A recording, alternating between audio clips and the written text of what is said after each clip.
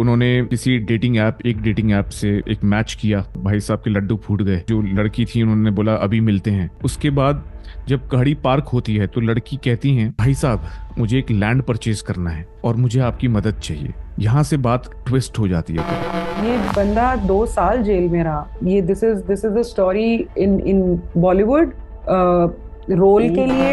तो ये dating apps, पहले तो मैं आपसे एडवाइस मांगना चाहूंगा अपने लिए और सब लड़कों के लिए जो ये देख रहे हैं उनके बिहाफ पे, कि क्या डेटिंग ऐप्स यूज करनी चाहिए फिर, बिकॉज इसमें तो बहुत खतरा है। इस टाइम मैं ऐसे पुलिस ऑफिसर से मिली हूँ जो बोलते हैं उन्होंने अगर किसी फॉल्स केस में लड़की के खिलाफ एक्शन लेने की सोची भी या उसका मुकदमा कैंसिल कर दिया तो लड़की ने उन्हीं के ऊपर छेड़खानी का मुकदमा दर्ज करा दिया। बहुत अजीब सा हो गया तो आकाश। ये एनिमल मूवी फिर रणबीर कपूर की क्यों आई है? तो मतलब एक महिला पात्र होने चाहिए इसमें। या आपको कोई लीगल एग्रीमेंट करवाना पड़ेगा, भाई तू मेरे पर ये कंप्लेंट नहीं करेगी तो मैं तेरे साथ करूंगा। आई am not joking here, I am just No, asking no, you very this is seriously. not a joke. This is not a joke, Akash. The kind of cases that are happening everywhere, this is a very, very serious concern. How do they protect themselves? मेरे पास तो बहुत सारी queries आती है कि ma'am हम लोग मतलब क्या करें।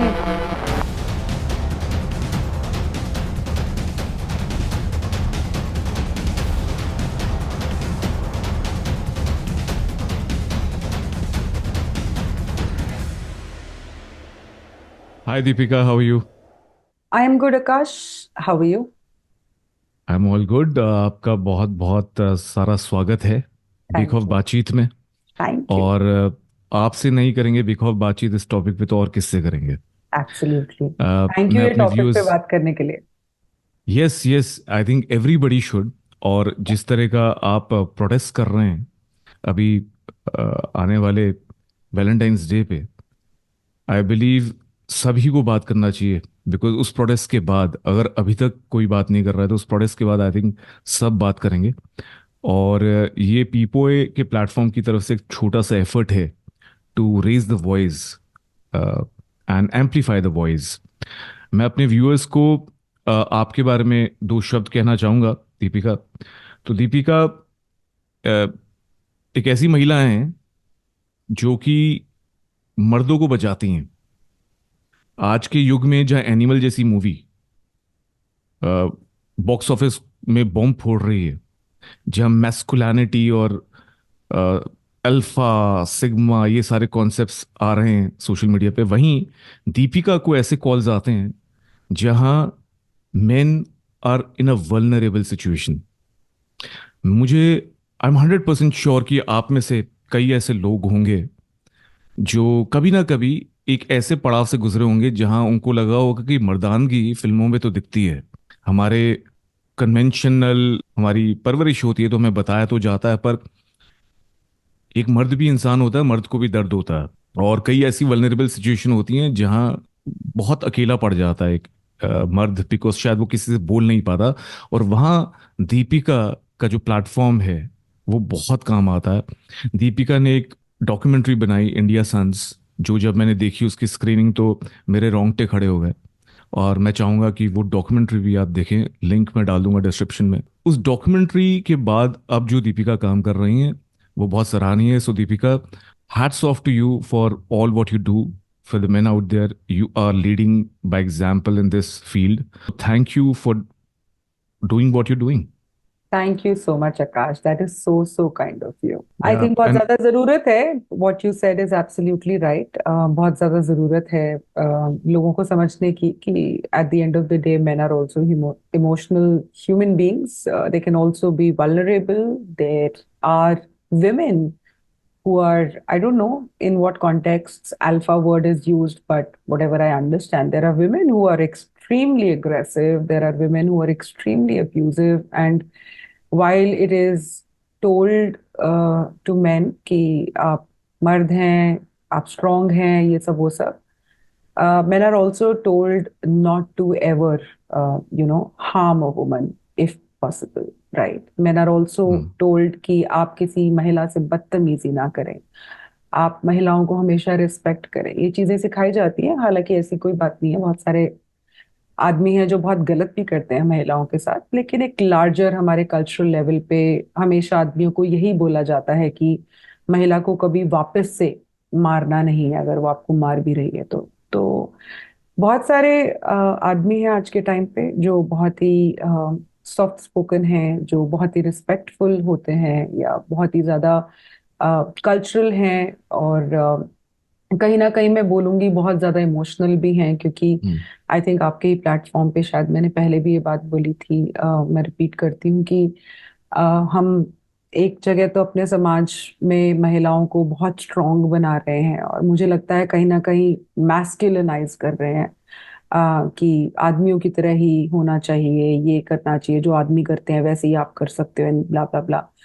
और but at the same time हम कहीं ना कहीं मेरे ख्याल से एक बहुत ही फेमिनिन एटीट्यूड जो आदमियों में होता है उसको अप्रिशिएट करने लगे हैं, जिसकी वजह से I would call it feminisation of men. तो जब कोई इंसान बहुत सॉफ्ट होता है, बहुत आई वुड से वल्नरेबल हो जाता है, वो उस तरह से हम्म। उतना अग्रेसिव कभी नहीं हो पाता जिस तरह से वो शायद हो सकता है।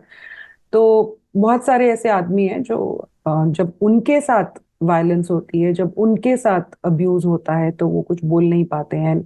हमारे लॉज ऑब्वियसली बहुत ही वन साइडेड हैं, तो अगर उनके साथ कुछ हो भी रहा है तो उनकी सुनवाई भी नहीं होती है, और उल्टा उनको हमेशा यही डर लगा रहता है कि कहीं हमारे को फंसा ना दिया जाए। तो मैं तो ऐसे केसेस हर रोज देखती हूँ, डील करती हूँ और लोगों की मदद करने की कोशिश करती हूँ, but thanks to people like you who acknowledge this and who is willing to actually talk about these issues at their platform without thinking कि उनको कोई मिसोजिनिस्ट बोलेगा, या वो भी आजकल होता है बहुत। तो थैंक यू सो या मच।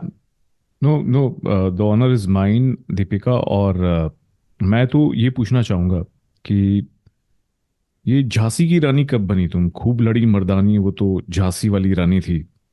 झांसी की रानी ने भी दिखाया था सबको कि एक औरत किसी से कम नहीं होती। और पर मैंने देखा है आपको लड़ते हुए औरतों से ही। और मैंने ये भी देखा है कि किस तरह आप पे छींटे भी वापस आते हैं। तो ये हिम्मत और ये जज्बा मेंस राइट एक्टिविज्म का, ये कब हुआ? I before we get into the main topic which is section 69 BNS, मैं पूछना चाहूंगा दीपिका कि कहाँ से शुरुआत हुई इस चीज़ की? थोड़ा सा ब्रीफ जरूर दीजिएगा, because I want to know and I am eager and I am curious and I am 100% sure कि जितने भी व्यूअर्स होंगे वो जानना चाहेंगे कि दीपिका का ये रूप सामने कैसे आया और दीपिका को इतनी हिम्मत कहाँ से मिली। आकाश, मैं ना, क्योंकि हम लोग इसके बाद उस टॉपिक के ऊपर जाने वाले हैं, तो उसका थोड़ा सा एक प्रीफेस दे देती हूँ ताकि लोगों को समझ में आए, कॉन्टेक्चुअल। अभी आपसे आपके पॉडकास्ट पे आने से पहले, इस डिस्कशन बेखौफ बातचीत पे आने से पहले, मैं एक लड़के से बात करके हटी हूँ जो कि 31 साल का है, और वो एक महिला के साथ रिलेशनशिप में थे।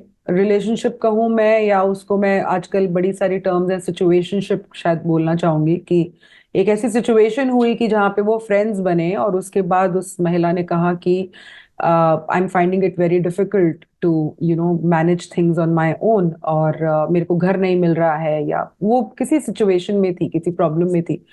तो इस आदमी की यही गलती हो गई कि इन्होंने अपना घर उसको रहने के लिए ऑफर कर दिया। और ऐसी बात नहीं है कि ये कि मतलब इनके बीच में रिलेशनशिप नहीं था, इनके बीच में रिलेशनशिप, बट कोई कमिटमेंट नहीं थी, कुछ नहीं था। He was helping her out as a friend. तो वो जो है मोहतरमा इनके घर पे आके रहती हैं, और उसके बाद with in 2 months she starts pressurising him कि शादी करो, शादी करो, शादी करो। मैं अभी एक वीडियो सुन के हटी हूँ जहां पे वो लेडी बोल रही है कि मैं कंप्लेंट डालूंगी कि तुमने मेरा रेप किया है। तो वो बंदा बोल रहा है कि पर ऐसा तो कुछ हुआ नहीं है। तो उसने बोला तो क्या हो गया, अगर मैं बोलूंगी तो पुलिस वही मानेगी। मैं कंप्लेंट फाइल करूंगी और उसके बाद पुलिस को तो कोई लेना देना है नहीं ऐसी चीजों से, क्योंकि मैं तो सिर्फ कंप्लेंट फाइल कर रही हूँ, एफआईआर फाइल नहीं कर रही। वो तुम्हारे को कॉल करेंगे और वो तुम्हारे से पूछेंगे तुमने क्या करना है, और वो तुम्हारे को बोलेंगे कि बेटा या तो शादी कर लो, और नहीं तो तुम्हारे ऊपर रेप केस ये डाल देगी और तुम्हें हमारे हमारे हमें तुम्हें पकड़ना पड़ेगा। तो उसने कहा मैम, मैंने कभी उसको शादी के लिए नहीं बोला था, कभी भी नहीं बोला था, हमारी कोई ऐसी कॉन्वर्सेशन नहीं हुई थी।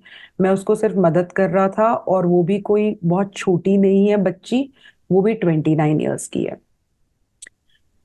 तो मैं ये पूरी स्टोरी इसलिए आपको ये सुना रही हूँ कि एक तो इसमें समझ में आता है कि एक लड़की किस तरह से किसी आदमी को धमकी दे सकती है कि मैं रेप केस कर दूंगी अगर तुम मुझसे शादी ना करो आफ्टर अ कंसेंशुअल रिलेशनशिप। और दूसरी चीज ये कि आदमियों के दिमाग में बड़ी गलत फहमी रहती है कि अगर वो डोमेस्टिक वायलेंस नहीं करेंगे तो कोई लेडी उनको अक्यूज नहीं कर सकती। आदमियों में नहीं, समाज में एक ये परसेप्शन है कि अगर आदमी ने कुछ गलत नहीं किया है तो कोई महिला उसके खिलाफ केस नहीं दर्ज करेगी। ज्यादातर लोग सोचते हैं कि भैया हमने डाउरी नहीं मांगी तो कोई हमारे को डाउरी के लिए कैसे अक्यूज कर सकता है, हमने डोमेस्टिक वायलेंस नहीं किया तो हमारे को डोमेस्टिक वायलेंस के लिए कौन कैसे कोई अक्यूज कर सकता है, या हमने जो चीज नहीं करी उसके लिए हमारे को कोई अक्यूज कैसे कर देगा, और अगर कर भी देगा तो उस इंसान की सुनवाई नहीं होगी, हमारी सुनवाई होगी। मैं भी इस भ्रम में जिया करती थी इन अंटिल हम्म। 2011। 2011 में मेरा भ्रम टूटा जब मुझे पता चला कि हमारे इंडियन पिनल कोड, जो कि अब भारतीय न्याय संहिता हो गया है, उसमें इतने सारे विमेन सेंट्रिक कानून हैं जो इतने ज्यादा बायस्ड हैं कि महिला जो कहे वही सही। हम अभी क्रिएटिव्स बना रहे थे अपने प्रोटेस्ट के लिए, तो हमने एक क्रिएटिव बनाया कि ना खाता ना बही, जो महिला कहे वही सही। तो एक्चुअली इन कानूनों का ऐसे इम्प्लीमेंटेशन होता है, और मैं इस काम में इसलिए आई क्योंकि मेरे साथ खुद हमारे परिवार में ऐसा हुआ। The marriage broke down because of an extra marital affair of the woman. हमारे पास दुनिया भर के सबूत थे प्रूव करने के लिए कि it is the woman who is infidel, is it is the woman who has cheated. Within 3 महीने ये शादी टूट गई because of her extra marital affair, which was not just extramarital affair, which was an affair which, you know, was existing for 3 years before the wedding, and it continued after the marriage as well. So this marriage was a sham. It was a mutual call between this woman and her lover कि तुम समाज को दिखाने के लिए शादी कर लो, because that man was married. Hmm. And they decided कि आप कंटिन्यू करना इसी ऑर्गेनाइजेशन में काम करना। वो दोनों एक ही ऑर्गेनाइजेशन में काम करते थे, और ये शादी एक शाम थी। हालांकि उस महिला की थोड़ी बुरी किस्मत थी कि मैं उसको उसकी जिंदगी में मिली एज अ फैमिली मेंबर, तो मैंने तो पूरा डिटेक्टिव बन के पूरी खंगाल ली चीजें और एविडेंसेस जुटा लिए। जब उनके बाद उनके सामने एविडेंसेस रखे गए तो ऑब्वियस सी बात है कि वो पहले डिनाई करने लगी और बोलने लगी नहीं ये तो मेरा भाई है, ये वो फलाना धमकाना। तो हमने उनको हम्म। बताया कि बेवकूफ बनाने की जरूरत नहीं है, हमारे पास सब सबूत है। तो उन्होंने फिर माना कि ठीक है, तो उन्होंने बोला कि ठीक है हम म्यूचुअल कंसेंट से डिवोर्स कर लेंगे। तो हमने भी हम भी एक as a progressive family, as a decent middle class family, हम भी नहीं चाहते थे कि हम किसी को किसी भी वजह से पुट डाउन करें या ऐसे करें। Obviously it was a great setback. हर इंसान को इमोशनल ट्रॉमा होता है जब आप हर हर इंडियन फैमिली मेरे ख्याल से शादी को बहुत ज्यादा प्यारी चीज की तरह देखती है, एक सेलिब्रेशन की तरह देखती है, और वो with in such a short span of time अगर डिवोर्स की तरफ चली जाए तो ऑब्वियसली सबको बहुत दुख होता है। लेकिन फिर भी चलो, we were trying to understand the situation that whatever happened maybe, she was not willing, लेकिन फैमिली का प्रेशर, हम लोग बहुत सारी चीजें यूज करते हैं एक्चुअली जस्टिफाई करने के लिए जब भी कोई महिला गलत करती है। तो हम लोग भी उसी जोन में थे, तो हमने कहा चलो ठीक है। उसने बोला कि आराम से म्यूचुअल कंसेंट से अलग हो जाएंगे और मुझे नहीं रहना, मुझे तो उस बंदे के साथ ही रहना। हमने बोला ठीक है, थैंक यू सो मच। तो म्यूचुअल कंसेंट फाइल किया गया। उसके 2 महीने बाद जो है हमारे, मैं देखती हूँ कोर्ट से एक लंबी फेहरिस्त आती है हमारे पास जिसमें कहा गया कि हर रोज उस लड़की से डाउरी मांगी जाती थी, हर रोज उस लड़की के साथ डोमेस्टिक वायलेंस होता था। मैं जो 2011 से पहले पब्लिक में मैंने लड़कों से लड़ाई करी है, अगर वो किसी लड़की को मेरे सामने परेशान कर रहे थे या वो लड़की कुछ बोल नहीं पाई या कोई कोई स्टॉकिंग या कोई मॉलेस्टेशन जैसी चीज मेरे सामने होती थी, मुझे याद है आज भी।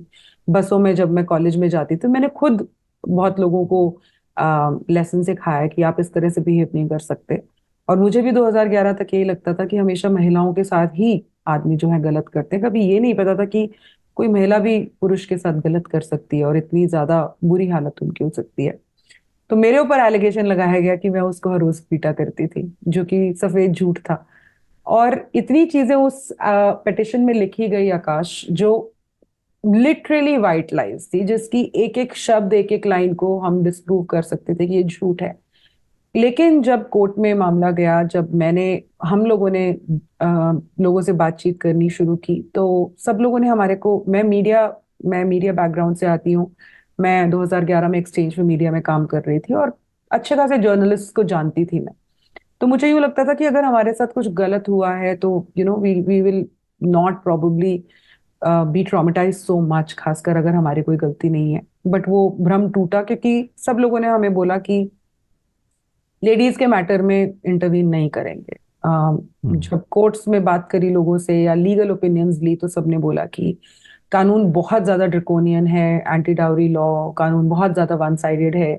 आपके पास कितने भी सबूत हों, एफआईआर तो होगी ही होगी, अरेस्ट भी सबका होगा, not only the boy but उसके फादर मदर सिस्टर सब लोगों का। तो आई वॉज एक्सट्रीमली शॉक्ड कि भाई मतलब आप कोर्ट्स और पुलिस स्टेशन को हम ये समझते हैं कि वहां पे सच और झूठ के बीच में डिफरेंशिएट होता है। अ, जो इंसान गलत है उसके खिलाफ एक्शन लिया जाता है, अगर कोई इनोसेंट हो तो उसके साथ कोई बदतमीजी ना होगी, ये पर्सपेक्टिव रहता है ज्यादातर लोगों का। हालांकि आज के टाइम पे बिकॉज ऑफ सोशल मीडिया ज्यादातर फैमिलीज या ज्यादातर लोग चाहते हैं कि उनको कभी पुलिस या कोर्ट से पाला ना पड़े, क्योंकि सबको पता है कि कितना मेस्ड अप हैं ये ऑर्गेनाइजेशंस। लेकिन फिर भी एटलीस्ट कोर्ट से लोगों को एक्सपेक्टेशन रहती है कि वहां पे न्याय होता होगा। बट वहां पे भी जाके जब समझ में आया कि नहीं भैया यहाँ पे तो महिलाओं की सुनवाई होती है, तब मुझे लगा कि ये गलत है। हमारे हम्म। कानून, हमारा सिस्टम, हमारी प्रोविजंस इतनी ज्यादा ब्लाइंड और वन साइडेड नहीं हो सकती कि भैया महिला को वो हमेशा अबला या बेचारी देख रही हैं और वो कुछ भी हम्म। कर सकती है और किसी की जिंदगी के साथ खेल सकती है, and she can go scot free. So that's when my I would say just effort started. Starting में मुझे सिर्फ एक डॉक्यूमेंट्री बनाने का एक कह लो, I wanted to give back to the society. मैंने एक कोर्स किया था, उसमें you had to do a community project, और मुझे लगा कि बहुत सारे लोग ऐसे झूठे केसेस में फंस के सुसाइड कर लेते हैं, तो why not I make a documentary. क्योंकि ज्यादातर लोगों को आकाश लगता है कि उनके साथ जब ऐसी सिचुएशन होती है तो उनको लगता है कि ये हमारे साथ ही हो रहा है। बाकी सब लोग तो मतलब अपनी शादियों में बड़े खुश हैं या अपनी जिंदगी में बड़े नॉर्मल हैं, ये हमारे ऊपर ही पहाड़ गिरा है कि हमारे को झूठे केसेस में फंसा दिया है। तो अ lot of man and their life. मैं तो हर रोज ऐसे केसेस शेयर करती हूँ जहाँ पे किसी लड़के ने, किसी आदमी ने सुसाइड कर लिया झूठे केसेस की हम्म। वजह से, या हरासमेंट बाय वुमन। तो ज्यादातर लोगों को लगता है कि this is the end of life. तो मुझे लगा एक डॉक्यूमेंट्री फिल्म बनाती हूँ, क्योंकि तब तक कोई मुझे मूवी नहीं मिली, कोई डॉक्यूमेंट्री नहीं मिली जो 498 के मिसयूज के बारे में बात करती है। तो मुझे लगा कि I will give back, I will make this film and give it back to the society, so that at least लोग ये ना समझें कि वो अकेले हैं। 2012 में डॉक्यूमेंट्री बनानी शुरू की थी। 4 साल लगे मुझे डॉक्यूमेंट्री बनाते बनाते, और इन 4 सालों में मैं एक डॉक्यूमेंट्री फिल्म मेकर से कहीं ना कहीं एक्टिविस्ट में मेरा ट्रांसफॉर्मेशन हुआ। क्योंकि मुझे लगा कि मेरे पास वो आवाज़ है, मेरे पास वो सेंसिबिलिटी है, मेरे पास वो रैशनैलिटी है कि मैं इन चीज़ों को बहुत ही बैलेंस्ड और न्यूट्रल पर्सपेक्टिव में दुनिया के सामने ला सकती हूँ। जो आदमियों के साथ इनजस्टिस होता है उसके खिलाफ अपनी आवाज उठा सकती हूँ, और as a storyteller, as a activist कुछ ना कुछ चेंज लाने की कोशिश कर सकती। तो 12 साल हो गए वही काम कर रही हूँ दिन रात, और yeah, trying to just help people. Yeah. No, that's so heartening to see कि आपकी जर्नी क्या रही है and how did you came about doing this. तो Deepika, I really want to understand section 69 BNS क्या है, भारतीय न्याय संहिता, वो क्या कहता है, उसमें क्या खामियां हैं, वो किस उद्देश्य से बना था, और वो उद्देश्य कहीं ना कहीं किस तरह खतरा और डेंजर बन सकता है, उसके बारे में बात करना चाहूँगा. और बहुत briefly I want you to explain it to people so that they are educated, because जब तक जो लोग देख रहे हैं उनको समझ नहीं आएगा ढंग से, वो इस पिटीशन को और इस मूवमेंट को सपोर्ट नहीं कर पाएंगे. तो क्या हम बड़े सिंपल वर्ड्स में एक एग्जांपल लेके क्या बात कर सकते हैं कि सेक्शन 69 क्या है, और इससे आपको क्या लगता है, क्या खतरा हो सकता है? मैं बैक अपने पिछले वाले जवाब के ऊपर जाती हूँ और वहां से शुरुआत करेंगे। जैसा मैंने कहा कि लोगों को लगता है कि अगर उन्होंने डाउरी नहीं मांगी है, किसी शादी के दौरान, तो उनके ऊपर कोई डाउरी का केस नहीं लगा सकता। ये गलत फहमी है। It takes only an allegation. खासकर जो विमेन, क्राइम अगेंस्ट विमेन है, जो फीमेल रिलेटेड ऑफेंसेस हैं, it just takes an allegation for a section to be applied on you. जैसे अगर महिला लिख दे कि दहेज के लिए उसको प्रताड़ित किया गया, तो 498A जो है धारा ऐड हो जाती है किसी भी फैमिली के ऊपर। वैसे ही सेक्शन 69 जो है आ गया है अभी, और बहुत ज्यादा, बहुत ही ज्यादा 498A से कहीं ज्यादा डेंजरस ये लॉ है। अब मैं बताती हूँ कि ये कहता क्या है। सबसे पहले सेक्शन 69 कहता है कि कोई भी अगर पुरुष किसी महिला के साथ डिसीटफुली संबंध बनाता है, शारीरिक संबंध बनाता है, यानी sex by deceit, that is what the section is about.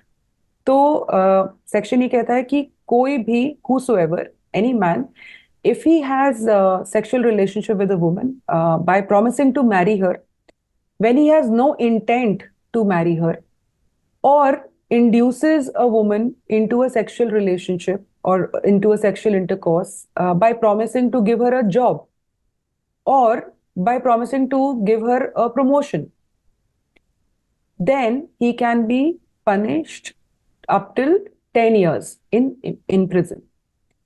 Now there is explanation to this deceitful, या डिसीट जो शब्द यूज हुआ है यहाँ पे, धोखा जो शब्द हुआ है, उसमें एक और चीज ऐड होती है एक्सप्लेनेशन में, कि शादी का झांसा हो गया, जॉब का झांसा हो गया, प्रमोशन का झांसा हो गया, एक और चौथी चीज ऐड होती है, by suppressing identity if a person gets married to a woman.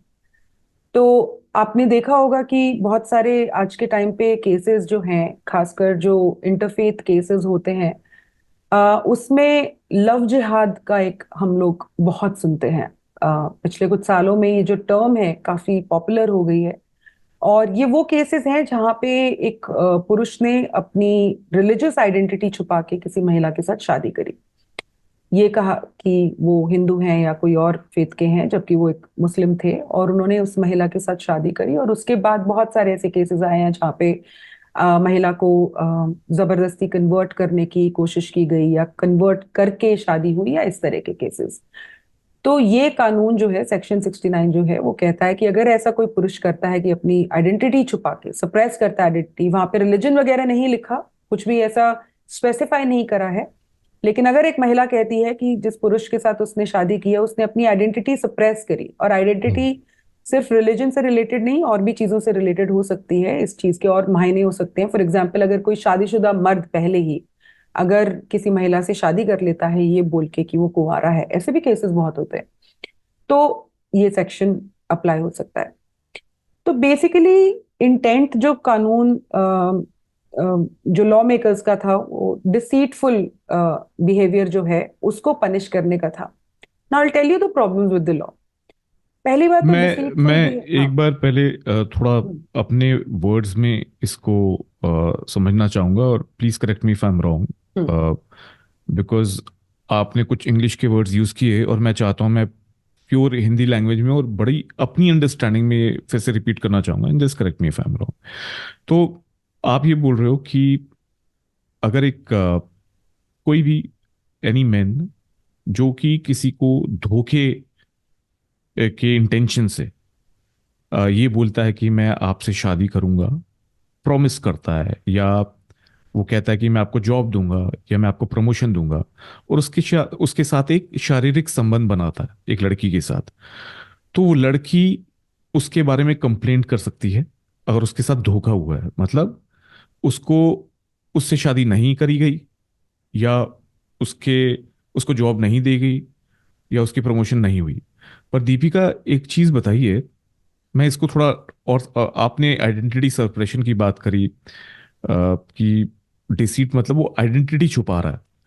तो अगर उसने आइडेंटिटी नहीं छुपाई, मैं पूछना चाहूंगा, और उसने तब भी धोखा दिया, मतलब प्रमोट नहीं किया या जॉब नहीं दी करी या शादी नहीं करी, जॉब नहीं दी, शादी नहीं करी और प्रमोशन नहीं किया, और सेक्सुअल इंटरकोर्स हो गया दोनों में, आइडेंटिटी उसने बताई है अपनी, उस केस में क्या होगा?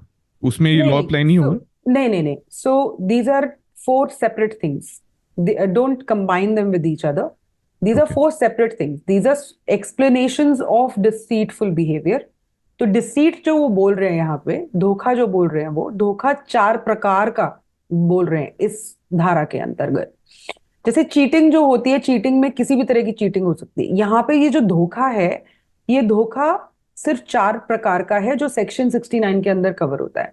या तो आपने शादी का बोला without any intent of marrying the woman, या आपने नौकरी का बोला और नौकरी का बोल के उसके साथ शारीरिक संबंध बनाया, या आपने प्रमोशन का बोला और आपने प्रमोशन के बिना पर या वो प्रॉमिस करके शारीरिक संबंध बनाया, या फिर चौथी चीज है शादी कर ली बाय सप्रेसिंग आइडेंटिटी। आइडेंटिटी छुपा के, जो कि हाँ, हमने, आपने जैसे बोला, रिलीजन जी जी इज जी वन ऑफ द बिग जी। केसेस, या तो मैं, रिलीजन हाइड किया हाँ, जाता तो मान लीजिए किसी ऑफिस में या फिर मान लो कोई भी अथॉरिटी है किसी इंसान के पास है। कि वो किसी को नौकरी पे लगा सकते हैं।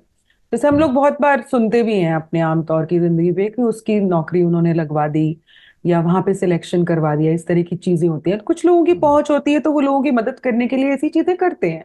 हम्म, तो अब मान लो किसी महिला ने ये कहा कि इन्होंने मुझे ये कहा कि मुझे नौकरी दिलवाएंगे, और उस नौकरी दिलवाने के लिए इन्होंने मुझे कहा कि मुझे इनके साथ शारीरिक संबंध बनाना पड़ेगा। तो वो शारीरिक संबंध बना, लेकिन अब नौकरी नहीं दे रहे हैं, तो सेक्शन 69 के अंतर्गत वो अपराध होगा। या फिर अगर किसी वर्क प्लेस पे कोई जूनियर है और कोई सीनियर है, तो जूनियर अगर ये कहती है कि ये जो सीनियर है इन्होंने मेरे साथ सेक्सुअल रिलेशनशिप एस्टैब्लिश किया ये बोल के कि ये मुझे प्रमोशन दे देंगे, लेकिन अब ये मुझे प्रमोशन दे नहीं रहे हैं, तो वो भी सेक्शन 69 के अंदर क्राइम हो जाएगा। या फिर आकाश, अगर एक लड़की ये कहती है, महिला ये कहती है कि जिस इंसान के साथ उनका रिलेशनशिप है, अफेयर है, या मतलब 1 दिन से लेके 10 साल तक भी हो सकता हम्म, है, कोई हम्म, लिमिटेशन नहीं है, प्रॉब्लम्स पे हम आएंगे कानून की। हम्म, अगर वो कहती है कि ये जो पूरा सेक्सुअल रिलेशनशिप उनके बीच में था, वो लड़के ने शादी का झूठा झांसा देके उनके साथ एस्टैब्लिश किया, और अब वो उसके साथ शादी नहीं कर रहे हैं, तो भी वो सेक्शन 69 के अंतर्गत अपराध माना जाएगा। और हम्म।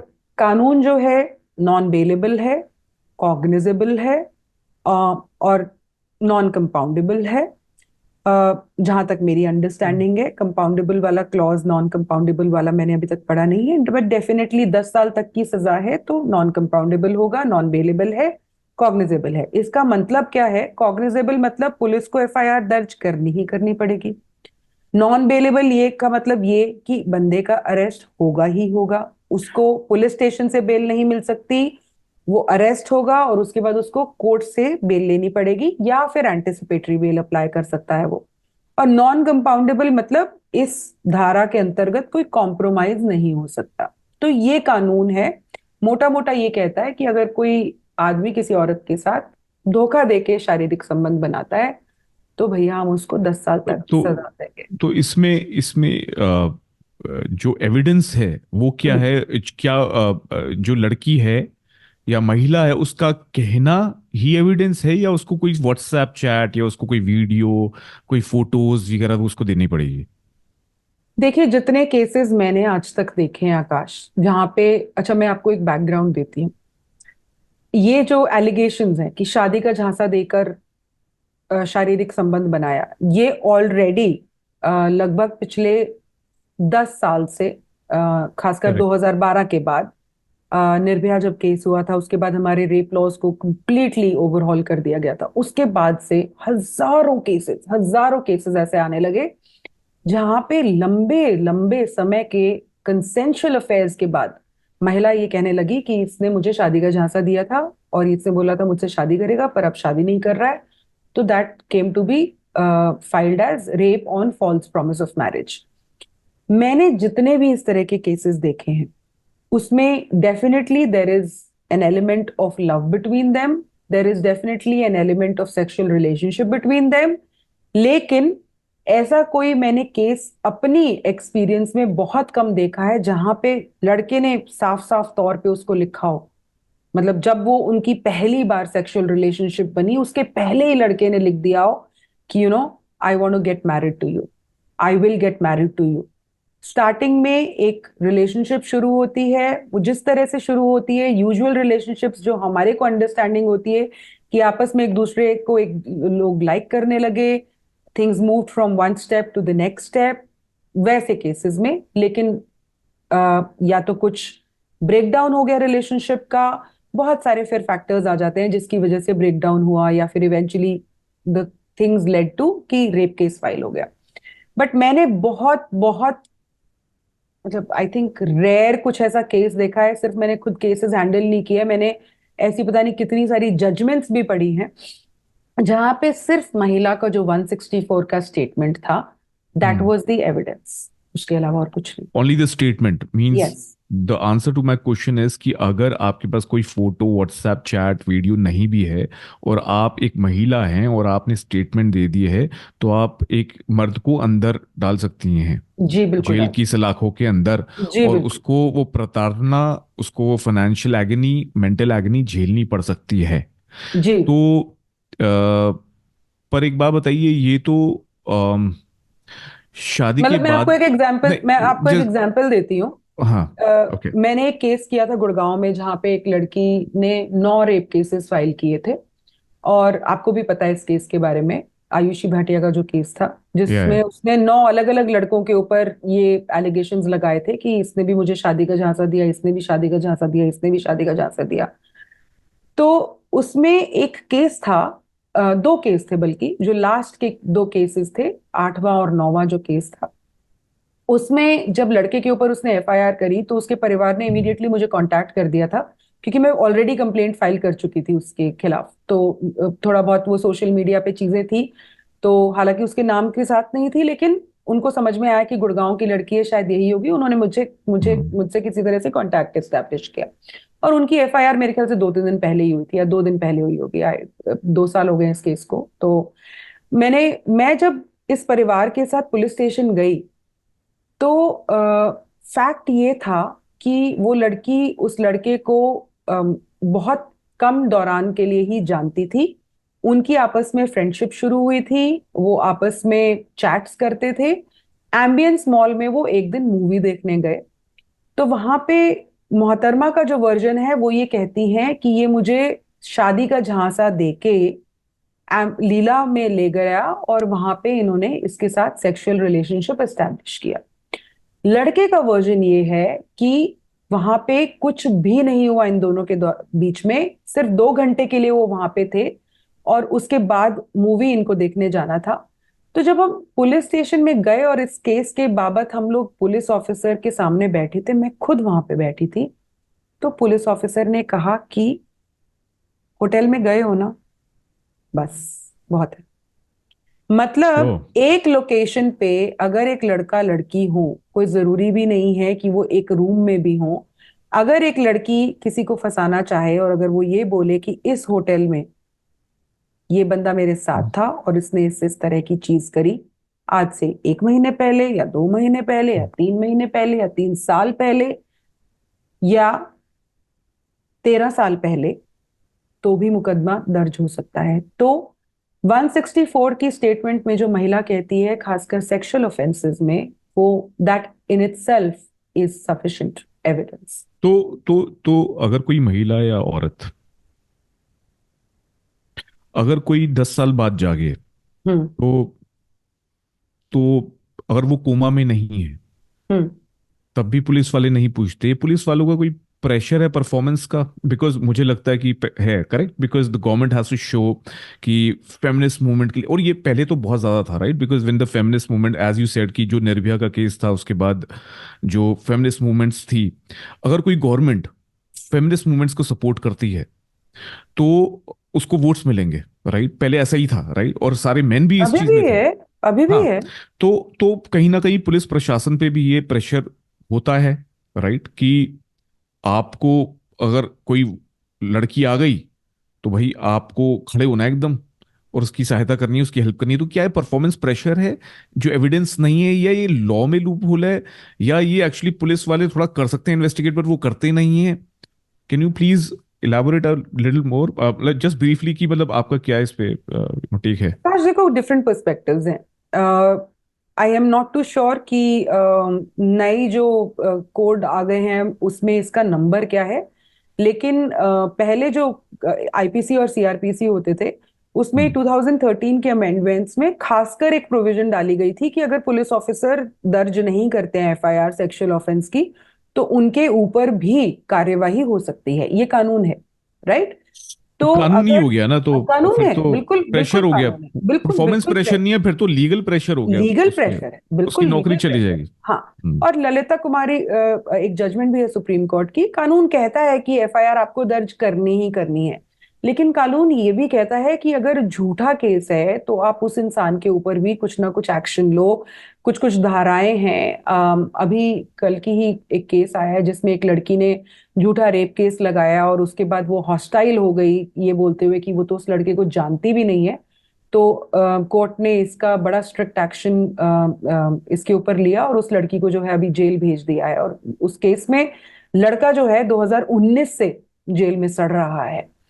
तो ऐसे मतलब प्रोविजंस हैं जो कि पुलिस यूज कर सकती है, बिल्कुल बकायदा कर सकती है। और कुछ एक 8 से 10% रेप केसेस में पुलिस कैंसिलेशन रिपोर्ट्स फाइल भी करती है, लेकिन बहुत ही कम परसेंटेज है। और वो केसेस होते हैं जहां पे बिल्कुल ही बियॉन्ड डाउट, मतलब यूं हो कि बंदे के पास एलिबाई हो कि भैया वो था ही नहीं वहां पे, या और बहुत स्ट्रांग एलिबाई हो जिसको पुलिस भी मतलब उसके खिलाफ एक्शन लेगी तो कहीं ना कहीं पुलिस को भी कोर्ट के सामने बताना पड़ जाएगा कि भैया बिल्कुल ही अंधे हो क्या तुम। तो अनटिल अनलेस वैसा केस हो, पुलिस चार्जशीट लगाती ही लगाती है। खासकर अगर महिला ने बोल दिया कि हाँ भैया शादी का झांसा दिया है, या तो मुझे शादी का झांसा दे रहा था, तो पुलिस बोलती है कि भैया हम तो नहीं अब इसको पता कर सकते कि शादी का झांसा दिया था कि नहीं दिया था, तो हम्म। हम तो आपको जेल में डाल देंगे और आप जाके कोर्ट में प्रूव करना अपनी इनोसेंस। तो हम्म। एक तो पुलिस के ऊपर लीगल प्रेशर है आकाश। दूसरा, महिला संगठनों का प्रेशर होता है। लड़की चाहे कितना भी झूठ ना बोल रही हो, वो महिला संगठनों के साथ आगे अगर खड़ी हो जाए तो पुलिस के तो हाथ कांप जाते हैं कि हम्म। आप महिला के मामले में कोई एक्शन नहीं ले रहे हैं, राइट? तो ऐसा ही एक केस मैंने यूपी में किया था। एक उसमें वो महिला शादीशुदा थी हम्म। और एक कंसेंशुअल लिव इन रिलेशनशिप में थी, ये छुपा के कि वो मैरिड है।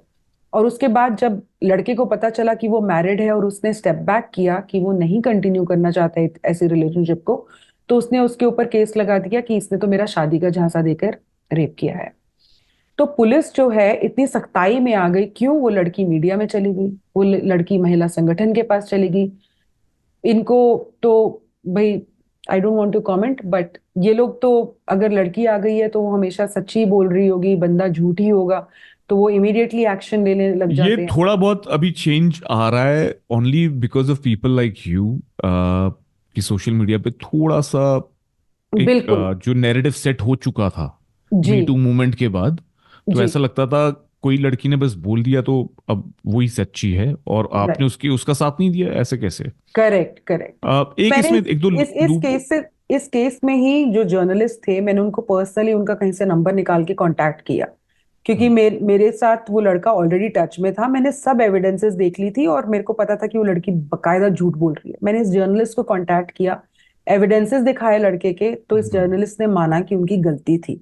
और उसके बाद अब वो जर्नलिस्ट मेरे काम में ही काफी सपोर्ट करने लग गए हैं मुझे। वेरी तो good. Media pressure, political pressure police के ऊपर बहुत होता है। और last but not the least, obvious सी बात है आकाश की nobody wants to take a chance in today's time. मैं ऐसे पुलिस ऑफिसर से मिली हूँ जो बोलते हैं या जो बताते हैं कि मैम, हमारे खुद के भाई, हम्म। उन्होंने अगर किसी फॉल्स केस में लड़की के खिलाफ एक्शन लेने की सोची भी या उसका मुकदमा कैंसिल कर दिया, तो लड़की ने उन्हीं के ऊपर छेड़खानी का मुकदमा दर्ज करा दिया या उन्हीं हम्म। के खिलाफ कोई एलिगेशन लगा दिया। तो सिनेरियो बहुत बहुत तो अजीब सा एक हो गया तो आकाश। ये एनिमल मूवी फिर रणबीर कपूर की क्यों आई है? तो मतलब एक महिला पात्र होने चाहिए इसमें। आ, नहीं मुझे नहीं। लगता है दीपिका बननी चाहिए movie. But on the serious note, मेरा एक दो लूप होल्स हैं जो मुझे आपसे बात करनी है, इसको थोड़ा सा और डिसाइफर करने में। फिर हम बात करेंगे कि क्या खतरा हो सकता है, जिससे पीपल कैन अंडरस्टैंड एंड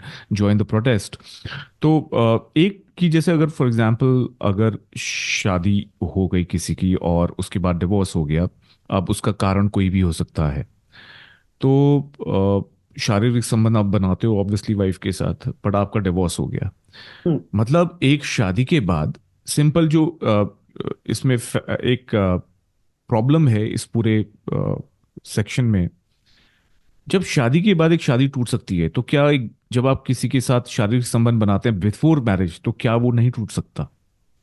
बिल्कुल हो इट सकता है। Need not be always, see we are all humans and we try to portray, हम एक अपना बेस्ट सेल्फ दिखाते हैं जब हम किसी के साथ एक स्टार्ट करते हैं, कोई भी फ्रेंडशिप भी स्टार्ट करते हैं, कोई प्रोफेशनल रिलेशनशिप भी स्टार्ट करते हैं, एक इंटरव्यू भी देने जाते हैं, तो हम अपना बेस्ट सेल्फ दिखाते हैं। पर जब आप एक्चुअली फ्लोर पे जाके काम करते हो तो कई बार पता चलता है कि आप में वो बात है नहीं। और ये चीज एक रिलेशनशिप में भी होती है कि आप में वो बात है नहीं, एक शादी में भी होती है। तो अगर लड़का, मतलब इसका मतलब सिंपल ये है दीपिका, कि लड़के को आज से अगर ये सेक्शन इम्प्लीमेंट है तो आपको रिलेशनशिप में नहीं पढ़ना, या आपको कोई लीगल एग्रीमेंट करवाना पड़ेगा, भाई तू मेरे पर ये कंप्लेन नहीं करेगी तो मैं तेरे साथ करूंगा, फिजिकल इन्वॉल्व होऊंगा, अगर तू करेगी तो मैं नहीं हो रहा। तो क्या ये लीगल एग्रीमेंट वगैरह होना चाहिए? I mean I am not joking here, I am just No, asking you no, very this is seriously. not a joke. This is not a joke, Akash. The kind of cases that are happening everywhere, this is a very, very serious concern. And obviously, लड़कों को लगेगा कि भैया, how do they protect themselves. मेरे पास तो बहुत सारी क्वेरीज आती है कि मैम हम लोग मतलब क्या करें, शादी करेंगे अगर लड़की खराब निकली तो, या फिर लड़की वेंडेटा या sexual निकली, 498 या 125 मेंटेनेंस, सारी वो कानून है। अगर उससे पहले मान लो अगर हम लोग लिव इन रिलेशनशिप में जाते हैं, अब तो लिव इन रिलेशनशिप में भी मेंटेनेंस देनी पड़ेगी। अगर लिव इन रिलेशनशिप में नहीं भी जाते हैं, कैजुअल अफेयर है, लड़की अगर जबरदस्ती चाहती है कि हाँ शादी ही हो, तो सेक्शन 69 फाइल कर देगी। तो these are very very legitimate तो कंसर्न्स, दीपिका, आकाश। लेकिन अगर मैं अग्री अगर मैं शादी, प्रॉब्लम ये है कि इस हाँ, तरह का अग्रीमेंट अगर आप बनाओगे तो मुझे नहीं लगता कि वो अग्रीमेंट काम करेगा। इस तरह का अग्रीमेंट भी लड़कों के खिलाफ ही ले लिया जाता है, आकाश। That's the problem. ऐसे केसेस हमने देखे हैं जहां पे एक कंसेंट डॉक्यूमेंट बनवाया गया फॉर अ हुकअप, और क्योंकि वो लड़का लगता उसको लगता था कि मैं बड़ा अच्छा, स्मार्ट हूँ। तो लोग क्रिएटिव हो चुके हैं इतने ऑलरेडी? हाँ हाँ, हो चुके हैं। और अच्छा। ये बंदा 2 साल जेल में रहा। उसने ये this is the story in in Bollywood. Role ओ। के लिए, या रोल के लिए उस बंदे ने, ठीक है, I am not calling whatever he did right और wrong, that's a very very moral judgement for anyone to make. लेकिन उसने बोला कि हाँ भैया ठीक है, आप मेरी मूवी में आपको कास्ट कर रहा हूँ, I want to have sex with you, and the woman was okay with it. तो उसने बोला कि वो 50 शेड्स ऑफ ग्रे से शायद इंस्पायर्ड रहे होंगे। हम्म। तो हम्म। उन्होंने एक अग्रीमेंट बना लिया, कंसेंट अग्रीमेंट, और जो लेडी है उसको साइन करने के बाद और सब कुछ होने के बाद उनसे लाखों रुपए की डिमांड करने लगी कि अगर आप नहीं देंगे तो मैं आपको स्यू कर दूंगी। बेसिकली बंदे ने पहले एक्सटॉर्शन का केस करवाया था और ये महिला अंदर भी गई थी, लेकिन जब ये बेल पे बाहर आई तो इन्होंने फिर रेप का केस लगा दिया इनके ऊपर। और इनको तो बेल लेने में बहुत ज्यादा टाइम इस वजह से लगा कि कोर्ट ने ये माना कि भैया अगर तुमने ऐसा कंसेंट डॉक्यूमेंट साइन कराया था ना, तो मतलब तुम्हारे दिमाग में पहले से ही खोट थी।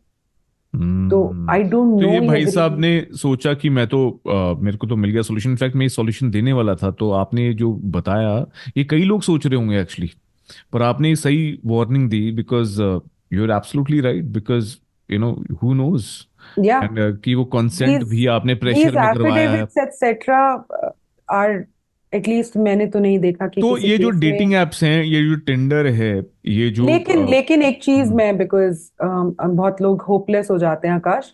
जो हम्म। केसेस मैंने जैसे हैंडल किए हैं उसमें कुछ इस तरह की चैट्स जो हैं वो हम्म। डेफिनेटली बंदे के काम में आई। अगेन हम से हम्म। काम में आई है जब वो ट्रायल पे है ऑलरेडी एक रेप केस में कि शादी का झांसा दिया। तो जहाँ पे इस तरह की चैट्स थी, जहाँ पे मैरिज शब्द का कोई इस्तेमाल ही नहीं हुआ है पूरी चैट्स में, जहाँ पे साफ पता चल रहा है कि it's relationship born out of love, या फिर किसी भी तरह का मतलब रिलेशनशिप कैजुअल है या डेटिंग ऐप पे मिले हैं या ऐसा कुछ। तो या फिर लड़के ने कहा है कि देखो, I will take this to a marriage level only and only अगर हमारे दोनों के पेरेंट्स जो हैं अग्री करते हैं, और अगर मेरे पेरेंट्स अग्री नहीं करते हैं तो I will not be able to do something. मतलब इस तरह की अगर कुछ डॉक्यूमेंटेशन है जो लड़के के पास बहुत स्ट्रॉन्ग एविडेंसेस हैं, तो ट्रायल के दौरान पे इन सब एविडेंसेस का काम डेफिनेटली आता है। Got it. So that's a good thing to know. और आई बिलीव इतना तो करना ही चाहिए कि एविडेंसेस थोड़े साथ साथ कलेक्ट करते रहिए। और पागल मत हो जाइए प्यार में, क्योंकि फिल्मों में तो प्यार हो ही जाता है जिसमें लोग पागल हो जाते हैं। आप रियल लाइफ में थोड़े सतर्क रहें, दीपिका की थोड़ी बात मान लें और उनको थोड़ा फॉलो कर लें, तो आपको समझ एक्चुअली में भी आ आकाश क्या जाएगा। होता है ना, लोग मैं समझ भी सकती हूँ इस असमंजस को।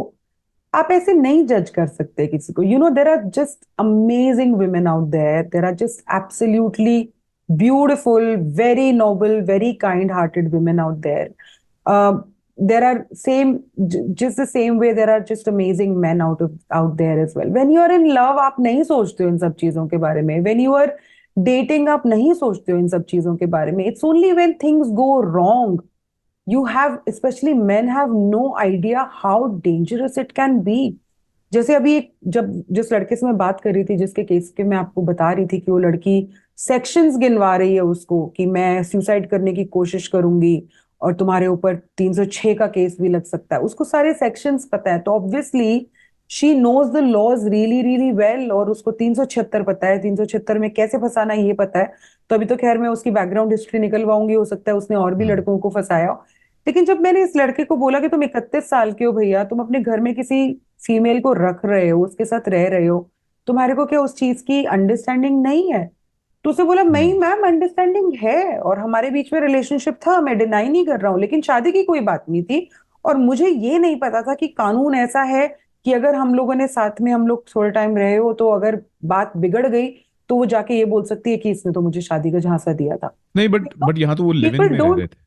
हाँ, लिव इन में नहीं थे वो, बहुत थोड़े टाइम के उसके पास रही थी because she was looking for a place. तो but my people don't think कि somebody can stoop to that correct. low, so but so you so never know. उसी People में can behave very weirdly. Exactly so उसी में मैं एक और छोटा रूप आपसे डिस्कस करना चाहूंगा कि आजकल जैसे डेटिंग एप्स हैं और सिंगल्स और बैचलर लोग या डिवोर्स्ड सेपरेटेड लोग, वो बेचारों के पास एक बड़ा अच्छा यंत्र है, टिंडर के रूप में या बम्बल के रूप में, हिंज के रूप में। मेरे को सारी ऐप्स पता है, मैं भी सिंगल हूँ। पर अब तो Oh, मैं डर रहा हूँ। announcing the status. हाँ हाँ जी दीपिका, बड़ा ज़रूरी हो जाता है, Okay. गलत फहमी है। But Deepika the thing is कि मतलब डेटिंग एप्स नंबर वन अगर आप यूज़ करें, मेरे फ्रेंड के साथ एक इंसिडेंट हुआ है। मेरे फ्रेंड नरेट करते हैं, आपको बताना चाहूँगा और व्यूअर्स को भी बताना चाहूँगा कि क्या हो जाता है डेटिंग ऐप से। तो उन्होंने किसी डेटिंग ऐप से एक मैच किया। भाई साहब के लड्डू फूट गए कि आज तो मैच हो गया बड़े दिनों के बाद। तो इन्होंने जो लड़की थी उन्होंने बोला अभी मिलते हैं। वो कहते हैं ये मेरा ग्रह है, या मेरी ज्योतिषी जी साहब ने बोला था कि हाँ जिंदगी चेंज होगी, तो शायद हो गई है। तो उन्होंने कहा कि आज तो मेरी लॉटरी लग गई है, चलो मैं मिलने जाता हूँ। उनका कोई ऐसा ख्याल नहीं था कि उनको कुछ करना है एंड ऑल दैट। वो मिलने गए, उन्होंने को लड़की मिली। लड़की ने बहुत, और उन दोनों ने बहुत मजाक मस्ती करी, साथ में दारू पी, और ये लोगों के बीच में थोड़ा बहुत शारीरिक संबंध हुआ या जो भी है। उसके बाद लड़की ने इनको गाड़ी पार्क करने के लिए बोला। लड़का ने सोचा कि वाह, ये तो डेटिंग ऐप तो भगवान का तोहफा है। तो उसके बाद वो तोहफा कैसे एक शाप में तब्दील हो गया, मैं आपको बताता हूँ। कि उसके बाद जब गाड़ी पार्क होती है तो लड़की कहती हैं कि भाई साहब, मेरे मेरे मैं जहाँ से आती हूँ वहाँ मुझे एक लैंड परचेज करना है और मुझे आपकी मदद चाहिए। यहाँ से बात ट्विस्ट हो जाती है पूरी। अब वो कहता है कि वो हैरान परेशान, वो कहता है ये क्या है, ये कैसी डिमांड रख दी आधे घंटे की मीटिंग के बाद। So the point here is at this juncture, it is as good as this girl is as good as a decot, uh, underworld mafia, माफी। उससे भी ज्यादा dangerous. Because now you are in that situation कि क्या बोलूं क्या ना बोलूं, पतली गली से कैसे निकलूं, कैसे इसको समझाऊं कि मैं एक छोटा सा बालक, मुझे लगा था मेरे को तोहफा मिला है, मेरी लॉटरी निकली है, ये मेरे साथ जो हुआ है, मैं वल्नरेबल हूं। तो the point here is simple, कि आप अगर डेटिंग एप्स यूज कर रहे हैं तो ये भी हो सकता है, और अगर सेक्शन 69 आ जाता है तो क्या पता, और या in fact previously also that used to happen, you never know. आप एक दिन के लिए मिले हो, आप एक घंटे के लिए मिले हो, या आप एक साल के लिए मिले हो, या आप लिव इन में रह रहे हो, आप at any given point of time this can happen. तो it's absolutely, very very risky. तो एब्सोल्युटली। एंड तो तो ये डेटिंग एप्स, पहले तो मैं एक बात आपसे एडवाइस मांगना चाहूंगा अपने लिए और सब लड़कों के लिए जो ये देख रहे हैं, उनके बिहाफ पे, कि क्या डेटिंग एप्स यूज करनी चाहिए फिर, बिकॉज इसमें तो बहुत खतरा है। कैसे कैसे जानोगे आप, कैसे, मतलब how would you know that if you even are not hooking up, if you just going on a drive, ये कार पार्क करने के लिए बोलेंगी मैडम अगर, तो फिर कैसे बंदा बचाएगा? I mean just give me a blunt opinion on this. See I tell you what, it is business मत बंद वेरी, करवा देना इनका, टेंडर वेंडर का, पर एक नहीं बैलेंस नहीं ओपिनियन तो दीजिए।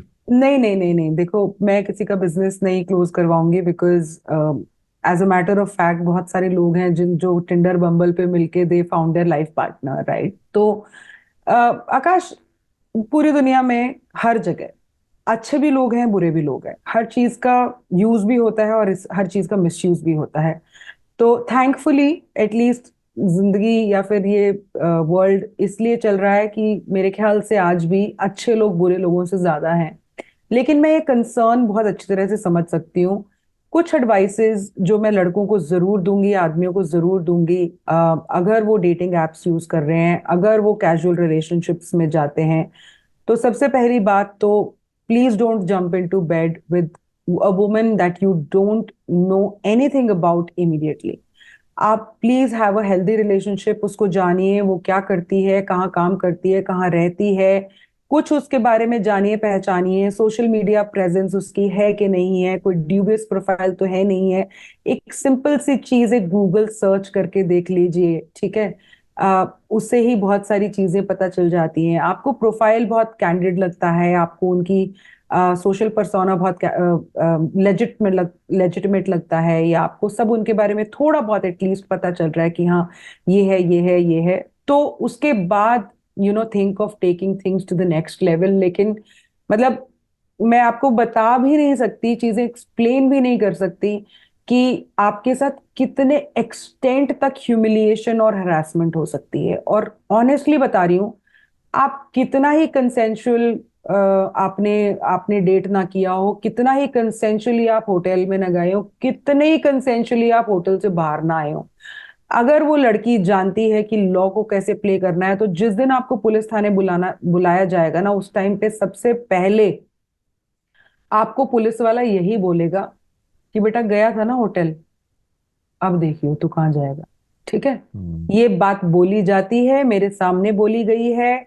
आज के टाइम पे समाज थोड़ा बदल चुका है, मुझे लगता है। जितना मैंने एक्सपीरियंस देखा है, लड़कियों के साथ भी ऑब्वियस सी बात है, बहुत जजमेंटल होते हैं लोग। लेकिन क्योंकि पुलिस स्टेशन में कोई पुलिस ऑफिसर अगर महिला के साथ बदतमीजी कर ले, तो उसको ये थोड़ा बहुत ज्ञान होता है कि हाँ उसके ऊपर भी ओले पड़ सकते हैं। लेकिन आदमियों की तो इतनी वाट लगाई जाती है पुलिस स्टेशन में, चाहे वो कितना भी इनोसेंट ना हो। अभी मैं एक मैटर कर रही हूँ, उसमें एक लड़की है, वो पहले जयपुर में 2 रेप केस डाल चुकी है, अब काठगोदाम उत्तराखंड में तीसरा रेप केस डाल रही है। 2 साल के रिलेशनशिप में थी वो इस लड़के के साथ। जिस टाइम पे इस लड़के के साथ रिलेशनशिप पे थी, उसी टाइम वो जयपुर में दूसरे लड़के के ऊपर रेप केस डाल रही थी। तो आप सोच लीजिए कि वो लड़की इनको कितनी। अवार्ड अवार्ड दे रहे हैं फिर कोई? देना चाहिए, बट मैं आपको बताती हूँ, जब इस लड़के के ऊपर रेप केस फाइल हुआ और ये जब इन्वेस्टिगेशन ऑफिसर से मिला, वो इन्वेस्टिगेशन ऑफिसर इस लड़के को पता है क्या बोल रही थी? तेरे को तो मैं जेल में सड़वाऊंगी, तूने इस लड़की के साथ इतना गलत किया है। और आज जब उस इन्वेस्टिगेशन ऑफिसर को जाके उसके पहले पर्चे और कागजात दे दिए, तो वो इन्वेस्टिगेशन ऑफिसर बोल रही है, अरे हमें तो लग रहा था ये बहुत ही ज्यादा परेशान है लड़की, इसके साथ बहुत बुरा हुआ है, हम तो खुद ही हैरान है ये देख के कि इसने पहले ऐसा किया हुआ है। Okay, so the point is, कोई एविडेंस नहीं देखा जाएगा कि कोई लड़की ला रही है कोई एविडेंस के नहीं, that she has come to the police station to file a case like a rape और a section 69 is, you know, thought to be or seen to be, big thing in our police system also, in our courts also, कि भैया लड़की आई है तो इसके साथ कुछ बहुत गलत हुआ होगा तभी ये आई है, नहीं तो लड़कियां तो ऐसा करती नहीं। And then there is a pressure. Yes, and then there is a pressure. So but आपको समिंग सबसे अप। पहले यही बोला जाएगा आकाश पुलिस स्टेशन में कि भैया, आदमी अगर कोई नाड़े का ढीला है तो उसके साथ अगर ऐसा केस हो रहा है तो भैया ही डिजर्व्ड इट।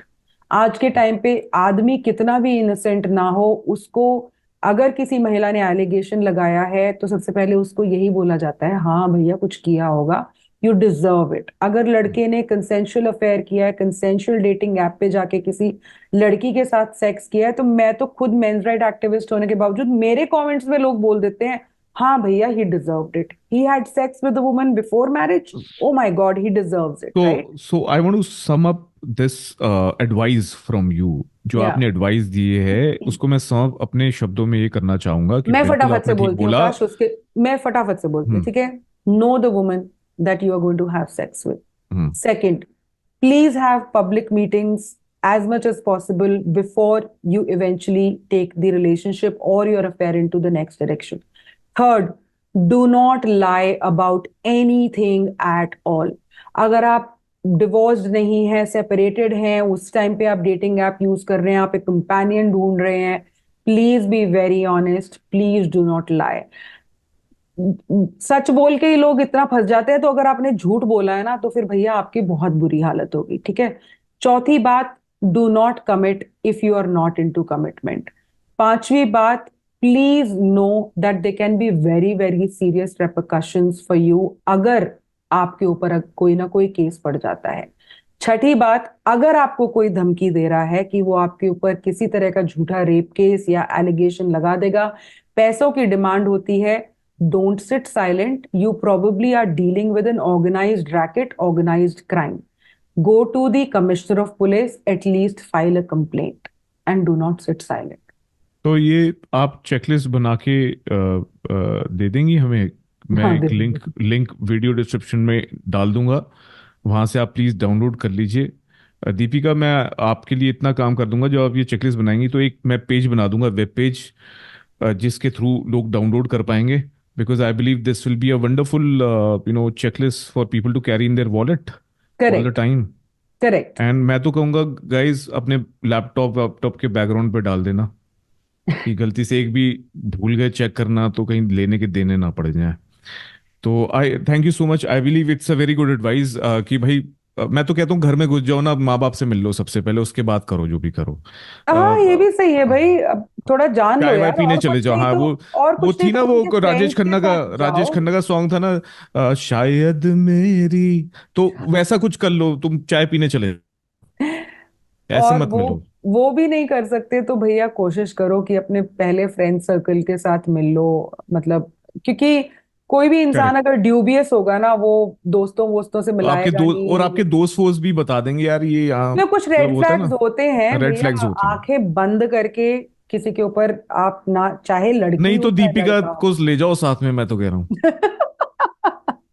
दीपिका, अच्छा, मैं ना मैं तो आपसे कांटेक्ट करूंगा अगर मुझे नेक्स्ट टाइम मतलब ऐसा कुछ मुझे लगेगा कि इस लड़की से मुझे प्यार व्यार हो गया है, तो मैं दीपिका आपको साथ में ले जाऊंगा कि दीपिका देखो साथ में चल लो मेरे, और ये वैलिडेट कर दो कि ये रेड फ्लैग तो नहीं है कोई। ठीक है, बट हर कोई दीपिका को लेके नहीं जा सकता मैं ना। अपनी एक नई ऑर्गेनाइजेशन स्टार्ट करती हूँ जो ऐसी हाँ। सर्विसेज भी प्रोवाइड करेगी। हाँ जी।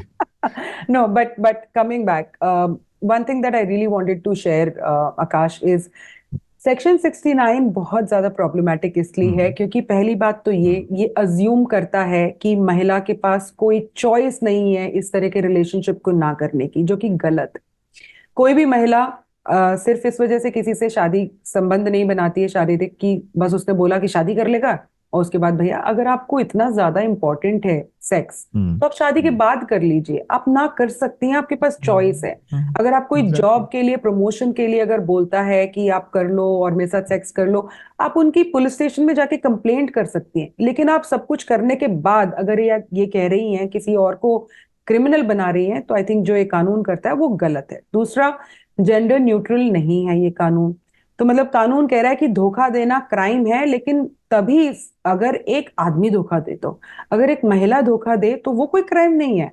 एक महिला जो है ब्रेकअप कर सकती है 5 साल के बाद, 5 महीने के बाद, 5 दिन के बाद, या 50 साल के बाद, तब कोई क्राइम नहीं है, कि वो पापा ब्रेकअप कर पापा सकती है। पापा मेरी शादी कराना चाहते हैं कहीं पापा और। मेरी शादी कराना चाहते हैं, कोई ज्यादा अमीर लड़का मिल गया, लेकिन आप अपने बॉयफ्रेंड को बताएंगे कि मेरे तो घर वाले मान नहीं रहे हैं, वो तब कोई। मूवी मूवी शिल्पा शेट्टी वाली मूवी देखी है आपने? नहीं देखी मुझे। तुम दिल की धड़कन अच्छा, में। ऐसा होता है क्या उसमें? उसमें तो क्या होता है, सुनील ऐसे शेट्टी तो और ये बहुत, नहीं ऐसा सुन तो लो ऐसे ये, तो अरे लाखों लड़कों के अरे ये साथ बड़े होता है आकाश। इंपॉर्टेंट, पर ये बड़ी हाँ। इंपॉर्टेंट वाली फिल्म है, मैं आपको बताता हूँ, थोड़ी सी ओके। बता देता हूँ। हम्म। लोग रिलेट कर पाएंगे, हम्म। हमारी एज के तो लोग बहुत ज्यादा रिलेट कर पाएंगे, बिकॉज उसी टाइम की मूवी है। तो हम्म। सुनील शेट्टी और ये शिल्पा शेट्टी, शेट्टी शेट्टी दोनों मतलब प्यार में पड़े हुए भरपूर। हम्म। उसके बाद सुनील शेट्टी मतलब कह रहा है तुम मेरे दिल की धड़कन हो, मतलब मजनू सा बना हुआ है and all that. Shilpa Shetty भी पागल से हो रखे हैं दोनों अपने प्यार में एक दूसरे के। उसके बाद शिल्पा शेट्टी के पापा आते हैं, कहते हैं बेटा नहीं, शादी तो मैं तो मर जाऊंगा, मैं तो मर जाऊंगा, गोली खा लूंगा, वट एवर। वो हॉस्पिटल पहुंच जाते हैं, शिल्पा शेट्टी रोती है, मेरा पाप मेरी हॉस्पिटल में चला गया मेरी वजह से। वो कहते हो अच्छा आप जो भी बोलो मैं शादी करूंगी। तो ये शिल्पा शेट्टी और ये उस वक्त की सुपर हिट मूवी है। उस वक्त या ये लॉ नहीं आया था, कुछ निर्भया केस नहीं हुआ था बाय द वे। राइट। तो उसमें ये लड़की कर लेती। अब सुनील शेट्टी क्या करेगा बेचारा? अब सुनील शेट्टी के पास कोई है सेक्शन यूज करने के लिए कि ये मेरे साथ गलत हो गया है, इसने मेरे से शादी कर दी, मेरे से शारीरिक संबंध बनाया, बिकॉज वो दिखाए गानों वानों में उनके शारीरिक संबंध भी दिखाए हैं। कुछ भी नहीं। तो फिर हाँ, तो सी बल्कि इमेजिन। मैं हाँ। आपको एक केस बताती हूँ, which is so damn disgusting Akash. बुरा लगता है बहुत बार, कभी बहुत ज्यादा कुछ केसेस में। अभी बॉम्बे हाई कोर्ट ने एक केस खत्म किया है, कॉश किया है बेसिकली। रेप का एक केस था, महिला ने फाइल किया था। ये महिला एक पुरुष के साथ कंसेंशुअल रिलेशनशिप में थी, और लड़का शादी करना चाहता था। तो लड़की ने बोला नहीं भैया, मुझे तो तुम्हारे से बहुत अच्छे मिल जाएंगे लड़के, मुझे शादी वादी नहीं करनी है। तो हम्म। बंदे ने कहा ठीक है, वो मूव ऑन हो गया। उसको एक अच्छी जॉब लग गई, उसके बाद उसने किसी के साथ एंगेजमेंट भी कर ली। तो ये महिला ने जाके उसके ऊपर रेप केस फाइल कर दिया कि इसने तो मुझे शादी का झांसा देकर रेप किया, 2 साल के टाइम। ठीक है। तो मतलब आप खुद क्या कहते हैं, उसको रिफ्यूज कर रही हैं कि मैं नहीं शादी करना चाहती। और उसके बाद जो है, जब इसने रेप की कंप्लेंट फाइल कर दी, तो लड़के ने उस टाइम पे भी कहा कि ठीक है, मैं अपने पेरेंट्स से बात करने की कोशिश करता हूँ, और अगर ऑब्वियसली कोई भी रेप केस नहीं झेलना चाहता आकाश, तो इस लड़के ने कहा कि मैं अपने पेरेंट्स से बात करता हूँ। तो उसके पेरेंट्स अग्री नहीं हुए, and that's why he didn't get married to her. तो उसके बाद फिर ये रेप केस चला, फाइनली खत्म कर दिया बॉम्बे हाई कोर्ट ने। लेकिन लगभग मेरे ख्याल से 4-5 साल, 6 साल लग गए उस लड़के को अपनी इनोसेंस प्रूव करने के लिए। बट किस लिए? क्योंकि ये लड़की को बड़ा गुमान हुआ, मतलब बहुत ही वो हुआ, दुख हुआ कि उसने एक बड़ा एलिजिबल कैंडिडेट खो दिया, क्योंकि उसकी अच्छी नौकरी लग गई थी। मतलब इमेजिन, वो खुद मना करी थी कि वो शादी नहीं करेगी, लेकिन रेप केस किसके ऊपर लगा? लड़के के ऊपर। नो हाँ। Punishment to the woman whatsoever. तो अब वो मेरा रेप केस ये लगा के उसने किसी और से शादी वादी कर ली, वो अपनी जिंदगी आराम से जी रही है। ये बंदा हम्म, बेचारा यहाँ पे रेप केस लड़ रहा है। हम्म। तो सो मेरा आपसे सवाल ये कि ये जो प्रोटेस्ट आप लोग कर रहे हैं, हम्म। जिसमें आप जंतर मंतर पे प्रोटेस्ट कर रहे हैं, अ, अगर ये प्रोटेस्ट का रिजल्ट कुछ नहीं होता और कुछ भी नहीं होता इस बारे में, तो क्या लड़के अपने को रूम में बंद करके एक रिमोट तरह से घर पे डिजिटल तरह से काम करें और जो भी ब्लिंकिट ब्लिंकिट जोमेटो वगैरह यूज़ करना शुरू कर दें और बाहर जाना बंद कर दें? क्योंकि यू नेवर नो कि बाहर कोई लड़की मिल गई, उसने रोक लिया, उसने बोला कि तूने तो मुझे झांसा दिया है, और फोटो वोटो खींच गई और पुलिस स्टेशन चली गई ब्लैकमेल करने में। तो ये तो आपका बाहर जाने पहले होता था, चोरी चकारी घूमते रहते थे, तो बाहर आपको लड़की दिख गई तो ये तो बड़ा मुश्किल हो जाएगा। बाहर लड़की देखी मतलब आपको ये तो बुलेट प्रूफ कार वगैरह लेकर चलनी पड़ेगी। I am being very serious about it. Tell me what are the repercussions अगर ये आ गया। जो कि आ चुका है, correct Deepika? What is the status of this, like Till when is gonna get activated this बाहर year? So BNS different different statements है अभी। एटलीस्ट मेरी मेरी जो नॉलेज है उसमें बहुत ज्यादा अभी क्लैरिटी नहीं है। दिसंबर 2024 से ट्रेनिंग्स एंड इम्प्लीमेंटेशन शुरू हो जाएंगी, एंड आई गेस अप्रैल से इसकी मेरे ख्याल से नोटिफिकेशंस वगैरह आनी शुरू हो जाएंगी।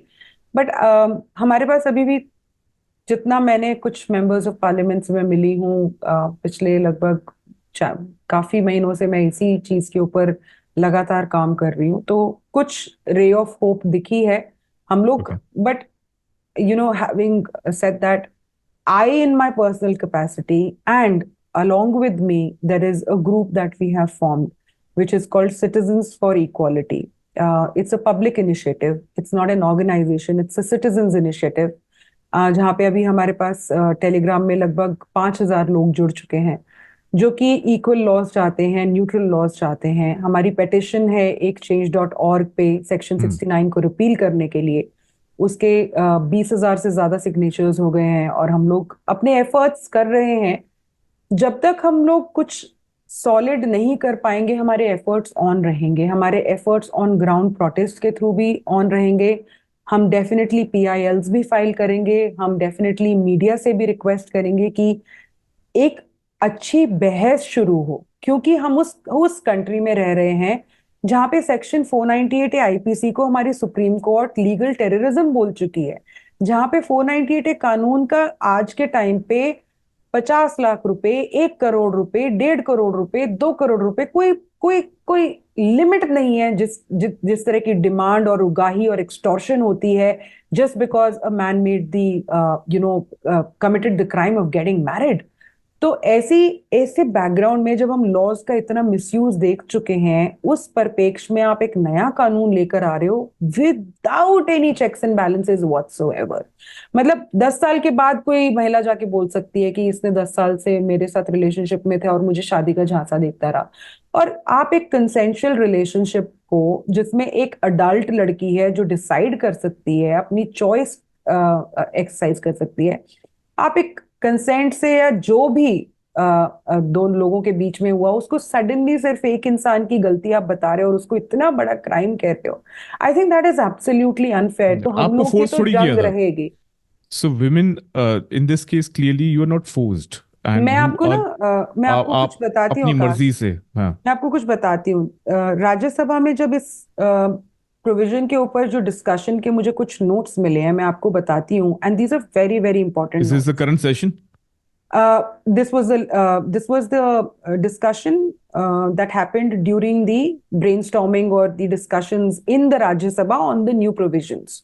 Okay. तो यहाँ पे राज्यसभा की जो कमिटी थी, जो इस आईपीसी 2 भारतीय न्याय संहिता के उसको ट्रांसफॉर्मेशन को ओवरसी कर रही थी, उसमें प्रॉमिस टू मैरी के ऊपर बोल रहे हैं subjectivity and intent. Determining whether a promise to marry has been made can be subjective and challenging to prove. Intentions can change over time, and proving that a promise was genuinely made with the intention to marry can be difficult. Yeah. This says privacy and autonomy. Critics argue that relationships and decisions about marriage are deeply personal matters that should be left to the individuals involved. Criminalizing a promise to marry can be seen as an undue intrusion into individuals' private lives and autonomy. Lack of clear parameters defining what constitutes a legally binding promise to marry can be vague and open to interpretation. The lack of clarity can lead to inconsistencies in enforcement and judgment. फिर उसके बाद ये कहते हैं cultural and social dynamics. In many cultures, premarital relationships and commitments are complex and can involve various factors beyond just legal obligations. Criminalizing such promises might not take into account cultural or social norms.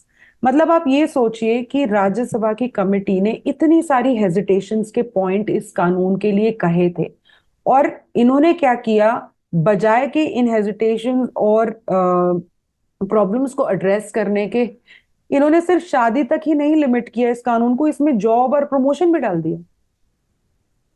मतलब indirectly हम लोग क्या कह रहे हैं Akash? I am so disappointed in this law. Indirectly तो आप ये कह रहे हो कि कोई बंदी जॉब या प्रमोशन के लिए किसी के साथ सेक्स कर ले, तो कोई दिक्कत नहीं है। प्रेशर किसका है? कौन सी महिलाएं हैं जो प्रेशर डाल रही हैं लेकिन अगर गवर्नमेंट पे? जॉब नहीं मिला, प्रमोशन नहीं मिला, तो फिर वो क्राइम हो जाएगा।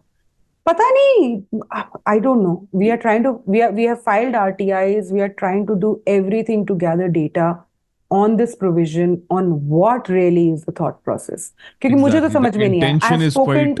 I've या spoken to legal luminaries, I've spoken to members of parliament, I've spoken to police officers. कहीं ना कहीं थोड़ा हेजिटेशन कुछ लोगों में शादी का झांसा देकर रहता है कि भाई हाँ भैया, होते हैं ऐसे लड़के जो झूठा बोलते हैं कि हाँ हम तो शादी हम्म। करेंगे, हम तो शादी करेंगे, और उस इमोशनली मैनिपुलेट कर लेते हैं लड़की को। थोड़ा बहुत फिर भी समझ में आता है, चलो। पर इट्स नौकरी और highly irrational, promotion, highly it irrational. Is मतलब इट इज एब्सोल्युटली एक है कि इरेशनल। आप रैशनल लॉजिक के साथ कोई लॉ बना रहे हो, इसमें क्या रैशनल है, क्या लॉजिक है? कोई एविडेंस नहीं है, कुछ नहीं है। दीपिका, 14th को जो प्रोटेस्ट है उसमें आप लोग क्या कर रहे हैं? अम, आकाश, हम लोग 14th को जो प्रोटेस्ट कर रहे हैं वो सेक्शन 69 बीएनएस के खिलाफ है। हम लोगों तक अपनी आवाज पहुंचाने की कोशिश कर रहे हैं कि इस कानून को in its current form roll back किया जाना चाहिए। This law should be withdrawn, it should be reviewed and not be passed in its और notified in its current format at all. 14 फरवरी को दोपहर 1 बजे हम लोग जंतर मंतर पर इकट्ठे हो रहे हैं और ऑब्वियसली सेक्शन 69 के खिलाफ अपनी आवाज उठा रहे हैं। ये जेंडर हम्म। बायस्ड लॉ है, ये बहुत ही ड्रकोनियन लॉ है। किसी महिला के कहने भर से किसी भी पुरुष को जेल में इस कानून के अंदर डाल दिया जाएगा। कोई चेक्स एंड बैलेंसेस नहीं है, सजा 10 साल तक की रखी है। तो एक जघन्य अपराध की श्रेणी में इस कानून का उन्होंने प्रोविजंस बनाए हैं। बहुत सारे ऐसे लोग हमारे को ज्वाइन करेंगे आकाश, जो कि झूठे रेप केसेस से जूझ चुके हैं। ऐसे लोग हमें ज्वाइन करेंगे जहां पे एक ही लड़के को एक ऐसी लड़की ने रेप के केस में फंसाया जो पहले ही 4 रेप केस फाइल कर चुकी है, 5 रेप केस फाइल कर चुकी है, 9 रेप केस फाइल कर चुकी है, ये कहते हुए कि सभी लड़कों ने उसको जो है शादी का झांसा दिया था। तो we will have testimonies of hmm. People, we will have poetry कि किसी इंसान के साथ जब एक झूठा रेप जैसा या एक झूठा सेक्सुअल ऑफेंस का एक आदमी के ऊपर जब इल्जाम भर लगता है तो उसकी जिंदगी कैसी हो जाती है। तो obviously there would be a lot of discussions and last but not the least, बहुत सारे लोगों को वो अपॉर्चुनिटी मिलेगी जिससे मेरी जिंदगी की या इस सफर की शुरुआत होगी। लोगों को पता चलेगा कि वो अकेले नहीं है। लोग ऐसे लोगों से मिलेंगे जो इसी तरह के मुकदमों से, इसी तरह के झूठे एलिगेशन से जूझ रहे हैं। So it's a community initiative, it's an initiative by citizens. There will be men, women, families who have suffered, are suffering because of false cases. So it's a united effort, Akash. I don't know हम लोग Awesome. क्या achieve कर पाएंगे, but जब तक आवाज नहीं उठाएंगे तब तक कोई सुनेगा तो मैम, डेफिनेटली नहीं। I'm sure this will amplify। और ये जो पॉडकास्ट है गाइस, ये भी वही एक एफर्ट है। So hashtag Deepika is roll back 69 या roll back section 69? Hashtag roll what is back it? 69, roll okay, back hashtag 69। Roll back 69 guys, ये आपकी स्क्रीन पे है। आप प्लीज आज से ही और अभी से ही तुरंत इस बारे में अपनी प्रतिक्रिया व्यक्त करना शुरू कर दीजिए सोशल मीडिया पे। And who should be tagged Deepika? What is your guideline around that? अगर कोई सोशल The मीडिया पे यूज कर the रहा है। most important individual who can bring any or who can take a call on this law is the Home Minister of India, Mr. Amit Shah. Awesome. Definitely, please tag him. Along with him, the Law Minister of India, and please also tag the members of Parliament जो आपकी location के हैं, आपकी state के हैं, आपके शहर में हैं। उनको टैग कीजिए, उनसे आप जाके मिल भी सकते हैं। आपको कोई मटेरियल चाहिए, मेरे को ईमेल कीजिए, मैं आपको वो मटेरियल प्रोवाइड करूंगी। हमने एक पिटिशन जो change.org पे प्रोवाइड करी है, वो काफी ज्यादा एग्जॉस्टिव है, बताती है कि लॉ प्रॉब्लमैटिक क्यों है। आप सिर्फ उस पिटिशन को ले जाके अपने मेंबर्स ऑफ पार्लियामेंट को दिखाइए, उनसे रिक्वेस्ट कीजिए कि अगला जो सत्र होगा संसद का, उसमें इस मुद्दे को उठाने की कोशिश करें। और अगर आप हमारे से जुड़ना चाहते हैं तो टेलीग्राम एक ग्रुप है हमारा, उसका लिंक मैं आकाश आपके साथ शेयर करूंगी, आप वो भी ज्वाइन कर सकते हैं। और ये जो हम प्रोटेस्ट कर रहे हैं सेक्शन 69 के खिलाफ 14 फरवरी को, वो दिल्ली में भी हो रहा है और बेंगलुरु में भी हो रहा है। तो आप बेंगलुरु में भी फ्रीडम पार्क पे इस प्रोटेस्ट को ज्वाइन कर सकते हैं। मैं डिटेल्स आकाश आपके साथ शेयर कर दूंगी। बट अगर आप एक इक्वल जस्टिस में बिलीव करने वाले इंसान हैं तो प्लीज इस इनिशिएटिव का पार्ट बनिए। तो दो तरीके हैं। Thank you so much Deepika. दो तरीके हैं। मैं इनको दो तरीकों में डिवाइड कर देता हूँ। एक है डिजिटल तरीका, एक है कि आप फिजिकल रूप में खुद 14 तारीख को जंतर मंतर पे हो सकते हैं अगर आप दिल्ली से हैं। नहीं तो बेंगलुरु की भी डिटेल्स आपको वीडियो डिस्क्रिप्शन में मिल जाएंगी। टेलीग्राम चैनल है जहां करीबन 5,000 लोग ऑलरेडी जुड़ चुके हैं। पिटीशन पे ऑलरेडी 20,000 सिग्नेचर हो चुके हैं। दोनों के लिंक्स डिस्क्रिप्शन में हैं और बेक ऑफ कम्युनिटी का लिंक डिस्क्रिप्शन में है। जितने भी लोग हैं अब जो इसमें देख रहे हैं, start talking about it in the community, start talking about on social media. ये पॉडकास्ट जितना शेयर हो सकता है करिए। अगर आपको लगता है कि आपके एक शेयर से कुछ फर्क नहीं पड़ेगा तो आप बिल्कुल गलत हैं। अगर आप कहीं भी बैठे हैं दुनिया के किसी भी कोने में, अगर आप एक बार शेयर कर देते हैं वीडियो और अपनी कम्युनिटीज में, व्हाट्सएप कम्युनिटीज में, टेलीग्राम कम्युनिटीज में, अपने सोशल मीडिया पे, फेसबुक पे अगर ये फैला देते हैं तो ये आवाज़ एम्पलीफाई हो सकती है। और अगर आप फिजिकली जंतर मंतर पे पहुंचना चाहेंगे तो उससे ज़्यादा तो कुछ बढ़िया हो ही नहीं सकता। बट टेलीग्राम कम्युनिटी में ज़रूर जुड़ जाना। मैं भी वहाँ हूँ एक एलियस आईडी से, बट मैं भी वहाँ हूँ और दीपिका भी वहाँ हैं। तो हम भी मॉनिटर करेंगे इस पॉडकास्ट के बाद कितने लोग जुड़ रहे हैं, because I am sure there lot of people who reach out to me on email, DMs.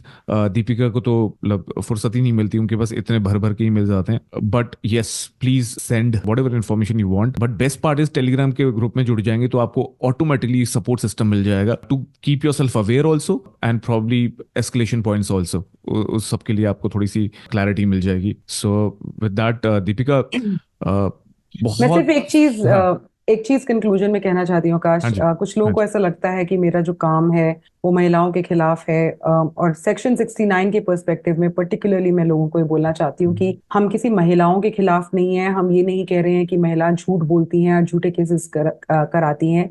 ये लड़ाई जो है न्याय और अन्याय के बीच की है। हमारे कानून जो हैं वो सिर्फ एक तरफा या एक ही साइड की बात को अपने दिमाग में रखते हुए कानून नहीं बना सकते हैं। जो समाज में इस समय हो रहा है, जिस तरह के केसेस इस समय पे समाज में हो रहे हैं, मुझे लगता है उनके एक बैलेंस को देखते हुए कानून जो नए लाए हैं या ला रहे हैं वो लाने चाहिए। और जहां मिसयूज का इतना ज्यादा जो है स्कोप छोड़ दिया गया है, वहां पे विदाउट कोई चेक्स एंड बैलेंसेस एक कानून को लेकर आना, वो बेसिकली एक लड़ाई है इनजस्टिस के खिलाफ, ना कि महिलाओं के खिलाफ। और last but not the least, आपके भी फ्रेंड्स हैं, आपके भी कोलीग्स हैं, आपके भी भाई हैं, आपके भी परिवार वाले होंगे। आप नहीं चाहेंगे कि अगर किसी आपके नियर या डियर वन ने इस तरह का कोई गलत काम नहीं किया है तो भी उसको इस तरह के कानून में फंसा के उनकी जिंदगी बर्बाद की जाए। तो that's the only intent behind this protest and behind this initiative as well. तो to all the women also out there, please do read कि मैं क्या कहना चाह रही हूँ। Please do read what the law is. Please do try to find कि ये प्रॉब्लमैटिक क्यों है, and then make your opinion और a decision. Thank you. Sure. Sure, thank you so much, very well said. और last में मैं एक चीज और कहना चाहूंगा कि फेमिनिज्म और फेमिनिस्ट जितने भी लोग हैं उनके लिए तो इस मूवमेंट से जुड़ना बहुत इंपॉर्टेंट है। Because I tell you what, feminist movements were all about gender equality, and here we are talking about gender equality, we are talking about gender neutral law. We are not talking about, we really don't want a biased law. और अगर आप gender equality को support करते हैं, आप feminist movement को support करते हैं, तो आपको तो सबसे पहले पहल करनी चाहिए और उन सारे वुमेन संगठनों को भी बताइए और समझाइए कि वो, उनके लिए भी ये बड़ा जरूरी है कि इस पे आवाज उठाएं। और क्लैरिफिकेशन की बड़ी जरूरी है कि this is actually the actual feminist movement की जो इंटेंट थी वो इसमें है। तो प्लीज जुड़िए। And thank you again Deepika for the work that you do and spending such quality time with quality discussion. और इतने आराम से, इतने अच्छे ढंग से आपने मुझ जैसे व्यक्ति जिसको बहुत ज़्यादा नहीं पता था इसके बारे में, उसको बताया, समझाया। और इसी वजह से मेरे ख्याल से मेरे जैसे और कई लोग होंगे जिनको ये बात समझ में आई होगी, जो अब थोड़ा और ज़्यादा एक्टिव हो जाएंगे इस बारे में। So thank you so much for coming and sharing all the info that you did. Thank you so much, Akash. Thank you so much. Thank Take you. care. Yeah. Bye. मैं हूं काश, आप देख रहे हैं पीपो है, अब कुछ नहीं छुपेगा।